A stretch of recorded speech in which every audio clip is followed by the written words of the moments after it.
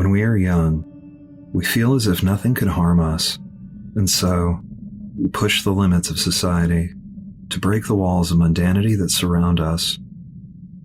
Some find small ways to rebel against the status quo by momentarily inconveniencing and aggravating unsuspecting citizens.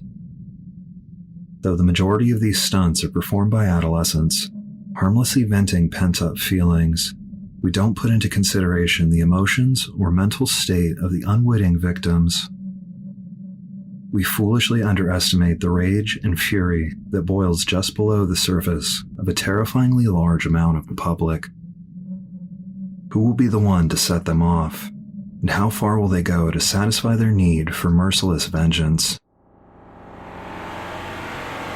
It was the year 2000, in Tustin, California, where Oscar and Patrick, two students in junior high, were walking home from another friend's house on a dark Friday night. They were only 14, but at the time the area they were in was considered benign, generally safer than most others. The boys were walking to Patrick's house, as they had arranged a sleepover with their parents. As the pair took the short journey to Patrick's home, they discussed the possible activities for the night, making sure mischief made its way onto the list. When they arrived at the two-story townhouse, they were pleasantly surprised by the fact that Patrick's mother was leaving. She had been called into work and would be there till early in the morning. This gave the boys freedom to do almost whatever they wanted. After a stern warning to be good, the mother headed out, leaving the two young conspirators to plot their next move. Following a short moment of silence, Patrick turned to Oscar with a diabolical smile and said, "I have an awesome idea. Follow me." Oscar shrugged his shoulders and followed his friend upstairs into Patrick's room. He stood there while Patrick opened his mirrored sliding closet door and began frantically digging for something. Finally, he emerged from the pile of miscellaneous junk with a toy stuffed cat. Oscar stared at Patrick, off-put and confused. "What are we going to do with that?" Patrick chuckled, then told Oscar about the prank that his older cousin had taught him. First, they glued the fake feline to a small piece of cardboard. Second, they tied a fishing line to the side where the head was located. And lastly, they glued quarters over the eyes. The wild pair would then place the toy just after a stop sign, in a bush, cross the two-lane road in front of his house, while they were in the bushes on the other side of the road, with the other end of the fishing line. They would put it a few feet after the stop sign, so that people were crawling from a complete halt when they put their plan into action, because they didn't want to cause any car accidents. The goal was to wait for a car to stop at the sign, and just as they were accelerating, pull the faux kitten into the street as fast as possible. When the glow from the car's headlights hit the quarters, it would give the illusion of a live cat sprinting in front of their car, causing them to slam on the brakes. Before they could check what had happened, the boys would then drag the toy across the blacktop and into the hollow hedge where they were secreted away. It was around 10:30 at night when the boys enacted their seemingly tame scheme. Following a couple test runs, Oscar replaced the dummy cat across the small street, while Patrick repaired the fishing line once again.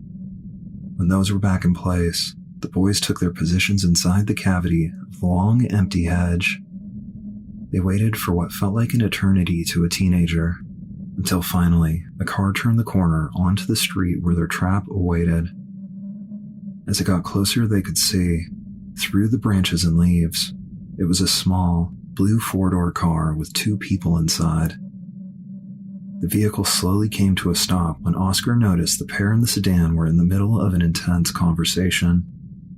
Just as they began to move forward, the camouflage pair pulled the string as quickly as possible, and the counterfeit kitten came flying out of the shrubbery and onto the blacktop. The shine from the front headlights beamed off the quarters perfectly, and the driver hit the brakes. The boys finished pulling the faux cat into the hedge while laughing hysterically. It had worked just as they had hoped. They looked up to the couple in the car to see them having their own crack up about the situation. The boys were unsure if the victims could tell if it was fake or not, but didn't care as it was the funniest thing they had ever done at the moment. The car pulled away and they reset the trap for the next one. This went on for hours, and each time they got the same reaction. The individuals in the dozen or so vehicles they were able to trick with the little hoax appeared to be thoroughly entertained. At this point, they realized people could tell just how fake the whole thing was. This changed nothing, as they replaced everything for one more go, before heading inside for a late-night dinner. This was the longest wait yet. However, they refused to give up until they got one more vehicle. The night was silent and still, as not even the wind was blowing to rustle the leaves. They sat crouched in their hideout, and the silence was broken at last. The rumble of a large truck could be heard in the not-too-far distance. It slowly grew louder, until coming to a thunderous growl as it turned the corner onto the road. It was a large black lifted truck. The reverberations off the engine and exhaust shook not only the windows of the townhouses around them, but felt as if it was vibrating their skulls. Oscar tried to look in the window but could see nothing as they were obscured with dark tint. The juggernaut of a truck crawled up to the stop sign and came to a short rest. Patrick and Oscar looked at each other, attempting to hold in their laughter, when the engine let out a cacophonous wail and began to accelerate out of the stop with great force. The boys then heaved on the line, and the cardboard riding toy flew out in front of the monstrous truck. The sound of its locked tires skipping across the asphalt screeched into the air, piercing their ears, causing them to lose focus for just a second. When they continued to pull on the line, he realized it was stuck on a branch of the hedge. They couldn't move it any further, and it lay directly in front of the lifted truck's headlights. Suddenly, the driver's side door swung open, with the bright glow behind them. The boys could only make out that the driver was a tall, large man, while the low, coarse growl of the engine resounded around him. He walked over to the counterfeit feline, picked it up, noticing the fishing line, then began to slowly wind it around the toy and cardboard until it was pulled tight. The boys were scared, but still thought it was a little funny, glancing at each other and holding in their chuckles. Suddenly the man wrenched on the line, breaking off the branch and pulling the remaining line from Patrick's hands out onto the street. Boys were shocked into a fearful silence. They were both hit with a sharp jolt of alarm when the man threw down the toy, reached behind his back, pulled out a large knife, and began charging the hedge, screaming, "I'm gonna cut you little bastards." Oscar then felt Patrick on his shoulder and turned to see him already in a crouched sprint down the passage of the hollow bush. He followed the best he could, as he was quite a bit taller than his fellow prey. They then heard the man, right behind them, outside the bush, screaming again, "Where are you?" Oscar looked back to see the knife clenched in the man's hand, sticking through the hedge right where his head was. Adrenaline then coursed through him, as he squatted lower and somehow gained speed, even pushing Patrick to move faster. The man then began sidestepping while continuously stabbing into the hedge in a blind fury. "I'm gonna teach you a lesson." Oscar could hear the psychotic man's arm plunging through the branches just behind him, while he kept pushing Patrick. They then came to a point in the hedge where it turned left and ended after only a few feet. Oscar slammed himself into Patrick and squeezed him into the tiny space. With their faces so close, Oscar could see Patrick giving him a look, questioning what he was doing, when the knife-wielding arm came thrusting towards them. "Where the hell are you?" Now aware of the severity of their situation, Patrick pulled Oscar closer into the small cavity. The two held their breath in hopes he wouldn't hear them. Oscar felt the intensity of his heart shake his entire body with every beat. The man then continued his mindless rampage, stabbing into the bush, but heading back towards where they had been. All they could hear now was indecipherable screaming from the man, the low rumble of his parked monstrosity. As he moved further away from them, the boys took the opportunity to quietly crawl on their stomachs out the backside of the empty hedge and hide behind a close-by wall. When they were able to stand, Oscar was finally able to focus and noticed the cuts all over their arms, stomachs, and faces. In the rush to safety, they were torn up by the plant. Hearing the man still frantically screaming and wildly slashing at the bush, the two peeked out from behind their wall of refuge. Without notice, the man just stopped, took 4 quick, deep breaths, and turned back towards his truck. "I think he's leaving," Oscar whispered. The petrified pair then leaned back behind the wall and listened for his hopeful departure. They could hear him angrily mumble to himself, climb into his rolling fortress, and shut the door.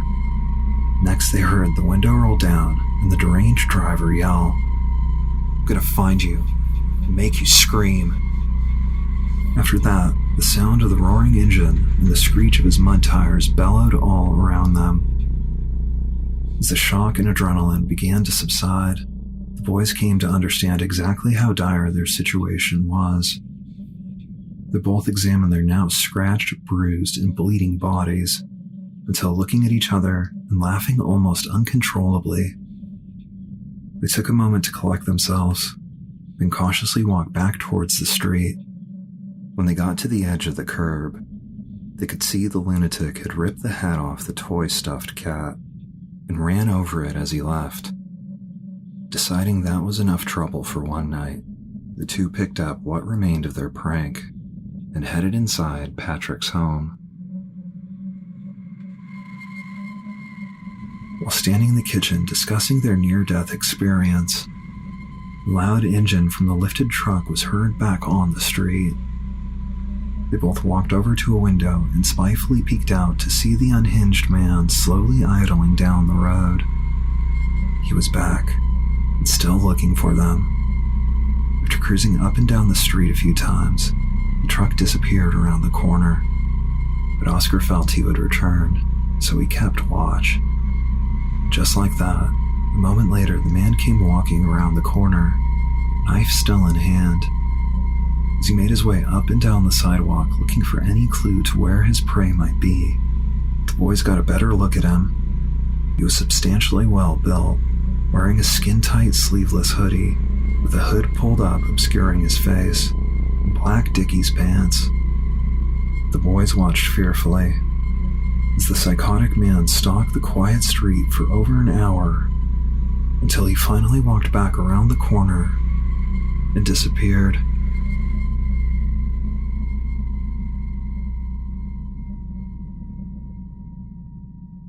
Luckily, the teenagers never saw the knife-wielding stranger or his truck ever again. But neither of them will ever forget that night and how close they came to a nightmarish ending.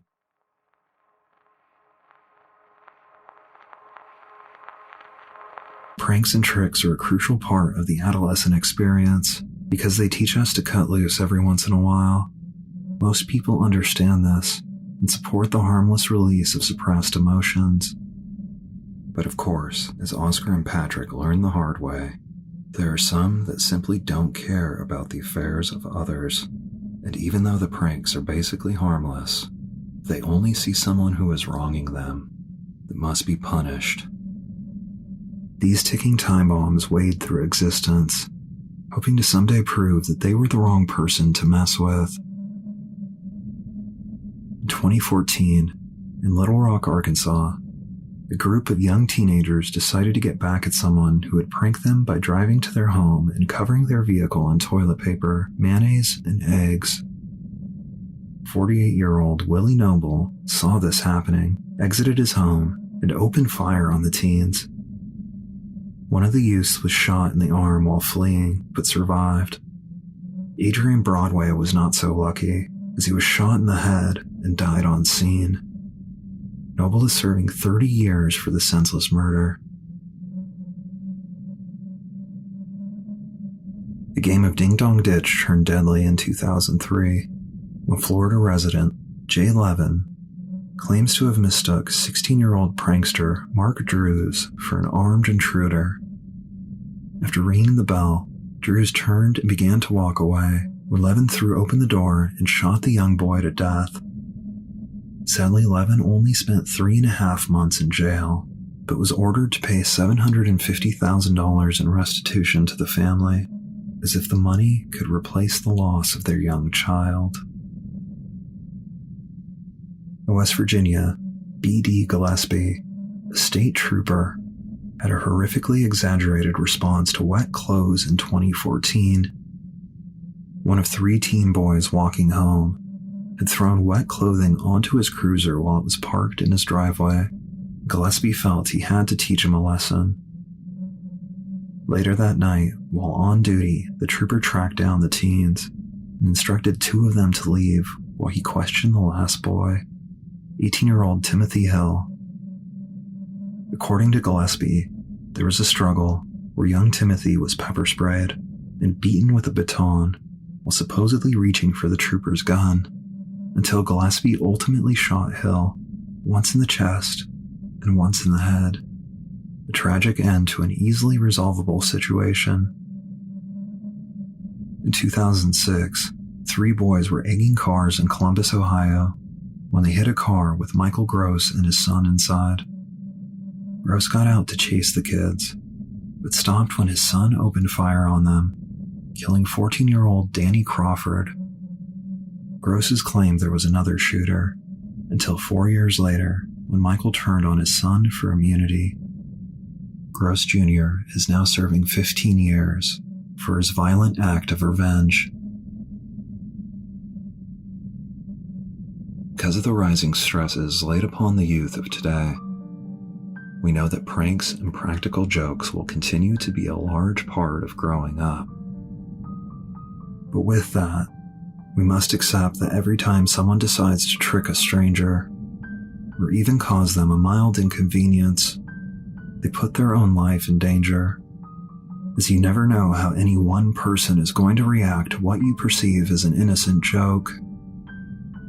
We cannot, or choose not, to see the chaotic storm of savage hatred and turbulent madness that brews beneath the seemingly calm, ordinary faces we see every day.